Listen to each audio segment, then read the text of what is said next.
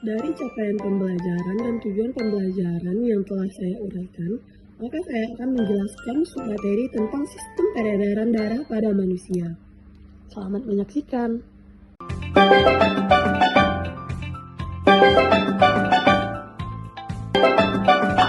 Nice. Sistem peredaran darah yaitu suatu proses pengedaran berbagai zat yang diperlukan seluruh tubuh serta pengambilan zat-zat yang sudah tidak diperlukan untuk dikeluarkan dari tubuh. Fungsi dari darah yaitu fungsi utama sistem peredaran darah pada manusia yaitu mengangkut oksigen ke seluruh tubuh, menyediakan nutrisi penting untuk sel, mengeluarkan limbah, melindungi tubuh dari penyakit, mengatur suhu tubuh. Selanjutnya yaitu pembekuan darah. Proses pembekuan darah yang terjadi karena seorang terluka menyebabkan darah keluar dari pembuluh darah.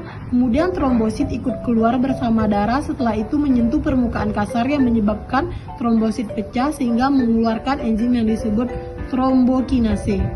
Selanjutnya yaitu golongan darah. Dapat sahabat lihat interpretasi hasil golongan darah yang terdapat pada layar di depan, yaitu golongan darah A terjadi aglutinasi pada anti A dan anti AB, golongan darah B terjadi aglutinasi pada anti B dan anti AB, golongan darah AB terjadi aglutinasi pada anti A dan anti B dan anti AB, golongan darah O tidak terjadi aglutinasi pada anti A, anti B dan anti AB resus. Jika positif, terjadi aglutinasi pada anti B. Jika negatif, tidak terjadi aglutinasi pada anti B. Selanjutnya yaitu penggolongan darah. Menurut Karl Landsteiner menemukan kelompok utama dari antigen polisakarida adalah antigen yang menentukan golongan darah ABO. Selanjutnya yaitu penggolongan darah sistem RH. Resus merupakan sistem penggolongan darah berdasarkan ada tidaknya antigen di permukaan sel darah merah atau sering disebut dengan faktor RH. Transfusi darah adalah proses mentransfer darah atau produk serba darah dari seseorang ke sistem peredaran darah orang lain. Transfusi darah bertujuan menyelamatkan jiwa yang dilakukan pada kondisi medis tertentu, misalnya kehilangan darah dalam jumlah besar akibat dari trauma operasi atas tidak berfungsinya organ pembentuk sel darah merah. Kamu, apa saja organ yang terlibat pada sistem peredaran darah manusia? Ya, benar sekali, ada jantung dan pembuluh darah. Yuk kita bahas satu persatu, jadi tonton videonya sampai habis ya. Organ pertama yaitu jantung. Jantung terletak dalam rongga dada dengan ukuran sebesar genggaman tangan pemiliknya dengan berat kurang lebih 300 gram. Nah, silahkan kepalkan tangan masing-masing untuk mengetahui seberapa besar jantungmu. Jantung dalam tubuh kita terdiri dari 4 ruang, yaitu atrium kiri, ventrikel kiri, atrium kanan, vertikel kanan. Kemudian pada jantung terdapat beberapa pembuluh darah, diantaranya aorta, arteri pulmonalis, vena cava superior, dan vena cava inferior.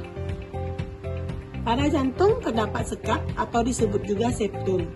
Septum ini memisahkan bagian kiri dan kanan ruang jantung. Septum jantung diantaranya septum anterioventricularis yang memisahkan antrium dan ventrikel. Septum interventricularis memisahkan ventrikel kiri dan kanan. Kemudian septum atrioreum yang memisahkan atrium kiri dan kanan. Selain sekat jantung, juga memiliki katup atau disebut valvula. Katup ini memisahkan bagian ruang atas atau atrium dan bawah ventrikel pada jantung. Pemisahan pada katup jantung ini berfungsi menjaga agar darah ventrikel tidak kembali lagi ke atrium.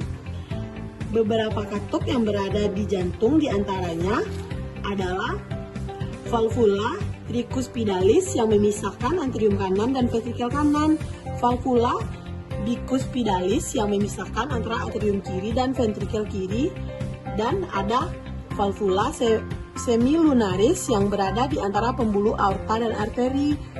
Tujuannya agar darah yang diedarkan tidak kembali lagi ke jantung. Alat peredaran darah yang kedua adalah pembuluh darah, terdiri dari pembuluh nadi atau arteri dan pembuluh balik atau vena. Kita bahas satu persatu ya. Pembuluh nadi atau arteri Tugasnya membawa darah keluar dari jantung.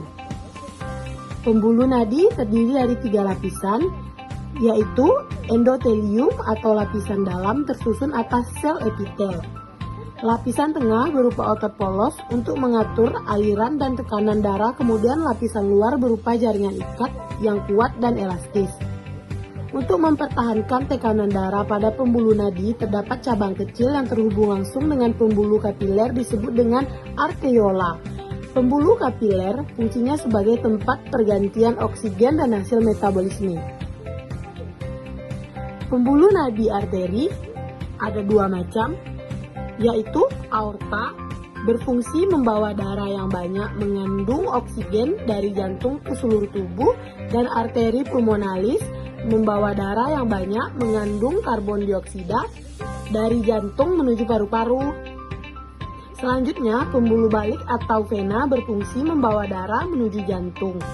Letaknya dekat dengan permukaan kulit dan berwarna kebiruan. Pembuluh balik memiliki struktur lapisan yang mirip dengan pembuluh nadi. Terdiri dari lapisan dalam yang berisikan sel epitel, lapisan tengah tersusun oleh jaringan otot polos, dan lapisan luar berupa jaringan ikat. Cabang kecil dari pembuluh balik atau vena disebut dengan venula.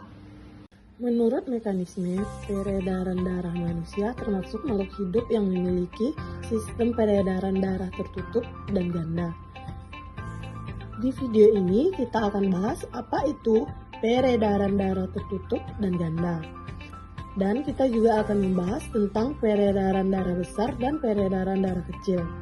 Simak video ini. Peredaran darah manusia termasuk peredaran darah tertutup, karena darah selalu beredar di dalam pembuluh darah dan setiap beredar, darah melewati jantung 2 kali sehingga disebut peredaran darah ganda. Peredaran darah ganda dikenal dengan peredaran darah kecil dan peredaran darah besar. Kita akan bahas secara lebih detail.